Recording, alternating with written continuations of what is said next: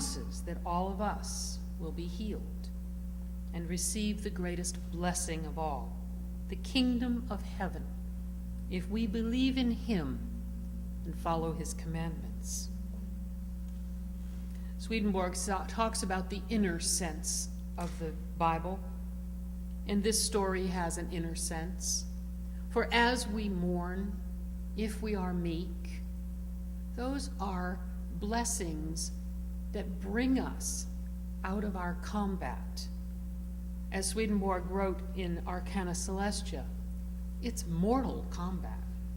We often wonder why the Christian church has so many militant songs like Onward Christian Soldiers, marching as to war. There's a reason for that, because the war is in here. The war is what Swedenborg says is that pull toward the old, toward the sameness. I know that there is a law in physics, I may not quote it completely well, but an object at rest tends to stay at rest, and it takes a lot of work to move it. And people who have old ideas and old ways of thinking and old ways of being in the world are familiar with them. They're comfortable. Part of what religion is supposed to do, and I don't know who originally said this, but I'll quote it anyway. Part of what religion is supposed to do is to comfort the afflicted and afflict the comfortable. You are called to be comforted if you are mourning, if you are infirm or have a problem. But you are called to be afflicted if you are too comfortable. If doing things the same way all the time is part of our makeup, we get into a routine. And we come and expect the sameness. It's part of what makes us feel safe and secure. I know when I get up in the morning, I expect my toothbrush to be where I put it the night before.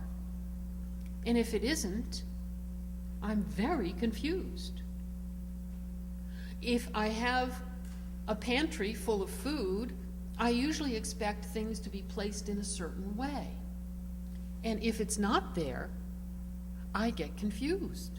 Now, I live alone. If it isn't there, I'm the only one who could have done something different. I give a lot of credit to people who live in a community called a family. How many times have you in your family put something somewhere, expected it to be there when you got back, and it was moved because somebody else had a different idea of where that something should be? I see a lot of smiles. I must be hitting a nerve. The same, the familiar, makes us feel safe. It's hard to jolt us out of our familiar. But that's what Jesus is talking about. He's talking about the rewards of moving from one state of being to another, of talking about taking on that regeneration process called combating ourselves when we feel too comfortable, calling us to action in a different way. Now, I know that there are people who have all kinds of examples of how they've grown and changed over the years, things that we used to do when we were young that maybe we don't do anymore because we've learned.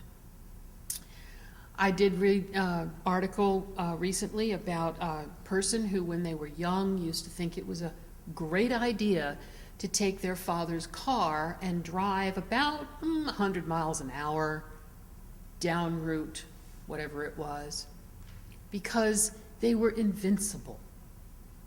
Nothing was going to happen to them. They were in complete control. And you know something? The sad part is, maybe sad, maybe glad, nothing did happen to them. They didn't get caught. Their father never knew about it. And so what happened was they went on for years believing that they were invincible. And as they matured, they started to realize they might listen to the news. They might hear of people they knew who had gotten into car accidents. And all of a sudden, when we hit that magical middle age, we seem to get smarter, or maybe just a little more aware of the possibilities that can happen. That's not an accident. We're supposed to get smarter. We're supposed to mature. We're supposed to know that the old ways that we were have to change as we get more experience. And that's what Jesus is talking about. If we have experience, we will be rewarded if we pay attention. Let us be at prayer together. Lord, I offer myself to you to build with me and to do with me as you will. Relieve me of the bondage of self, that I may better do your will. Take away my difficulties, that victory over them may bear witness to those I would help, of your power, your love, and your way of life. May I do your will always. Amen.